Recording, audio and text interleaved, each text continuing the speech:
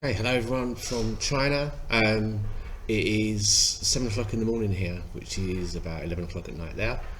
Um, I've just started my daily work, but as always in China, I've got lots of time. It's not like the mad rush that I used to have in England. I've got plenty of time to prepare my lessons, plenty of time to get ready. So I thought this would be a good chance for me to kind of do my first ever vlog because it's a very exciting time for me right now, as well as a very nervous time. The nervous bit might be a little bit surprising because obviously the reason I'm nervous and excited is because I've got a new book coming out, but I've already had two books come out. So you'd think I'd be kind of over it by now, but this one's a little bit different.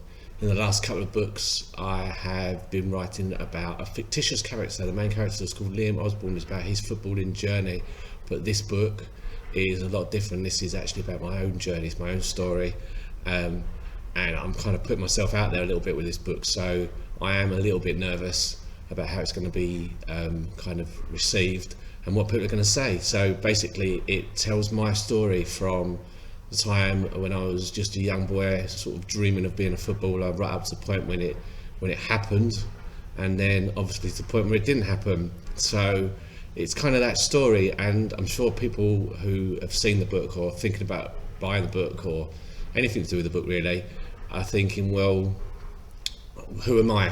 Why should I get to write a story? Why is my story worthy of being printed and turned into a book? And I've got every sympathy with that view because I quite understand it.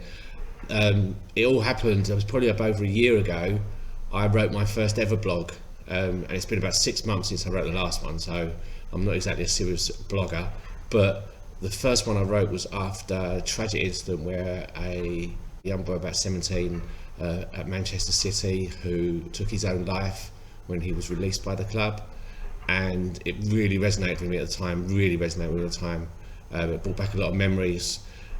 So I wrote a blog about it, talking about how tough it is, how difficult it is for people who have a dream and chase that dream and are so single-minded, and then all of a sudden it's just gone, it's just taken away from them, and they're just left to kind of rebuild and kind of reinvent themselves a little bit.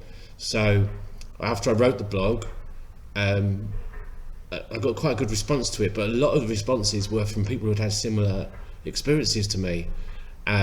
All ranges of people as well. It was from sort of 12-year-old children who had been released from their football club, or who had even been dropped from their sort of their Sunday side, and they'd grown up with these people, grown up with these are their friends, and they just had it taken away by someone, and they were a little bit lost. They didn't know what to do, they didn't know if to give up, didn't know if to carry on. And then on the other end of the spectrum, there were people I knew from when I was playing, and they went on to have fantastic careers, really, careers that I would have dreamed of having still. But they were in the lower leagues, and they were posting about how difficult it was for them to let go of their kind of dream, and their dream was playing in the Premier League, playing at the top club, and that's where they started. And that kind of was their fondest memory of their career, almost, was the fact that at that point everything was still possible. And like I say, although they went on to have great careers, they still had to deal with that kind of second version of the career that they wanted, and the football that they wanted. So like I say, it's my story from about 5 to 16, and having had all those responses, or 5 to 24, and having had all those responses, I just kind of thought that it was a book that needed to be written, even if it kind of helps someone who's going through the same thing, just one person, or someone who's been through it, and helps them to kind of get over it a little bit, or deal with it a little bit, even all these years later.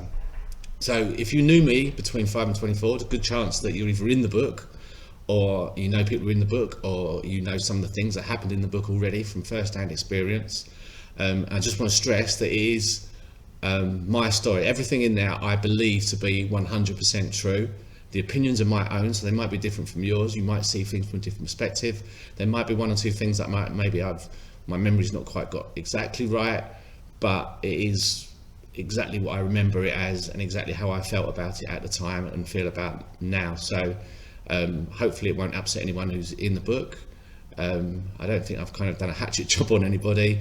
I've just spoken about it, and maybe I've used people's examples of things, and I have tried to be as brutally honest as I can be all the way through the book. To give you an example of the book and why it's putting me out there a bit and why I'm a bit nervous about it is the only people who've read it so far are my family, and the biggest response is they just didn't know any of this was going on, really didn't know how I felt, didn't know was that I'm quite a private person, quite a sort of, I think, keep things to myself. I think about things a lot, but I kind of do it on a private level, which I'm sure lots of you do. And I never really told people about what I was going through or how I felt. I just tried to get on with it and tried to get to the other side. And you know, that the horrible phrase that they say, like, now man up, and that's kind of how I felt I needed to do, just get on with it and deal with it and see what happened. But maybe that wasn't the best approach in the end, as you might sort of think when you read the book. So the book comes out on Monday.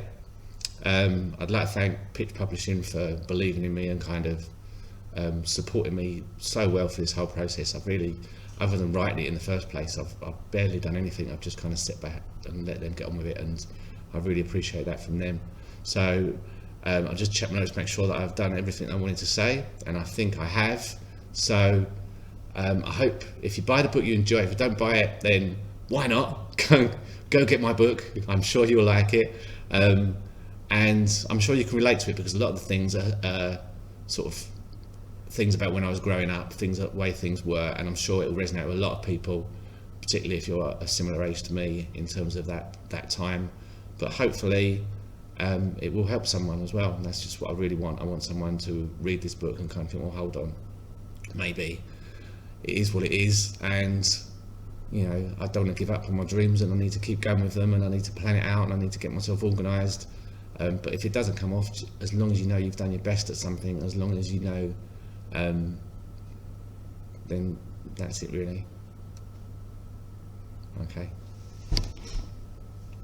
So all I really want from the book is, first of all, I want people to enjoy it. I hope it's a good read, but I just hope it kind of just supports someone in some way. So if they are going through this, or they've been through this, they know that they're not the only people going through this or have been through this, and it's quite normal, and it is a hard thing, and it is a tough thing, but you do get out the other side, you know. So stick with it and talk to people.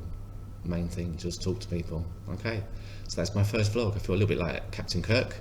So star date 19 of January, the new year, and happy new year to everyone. Bye.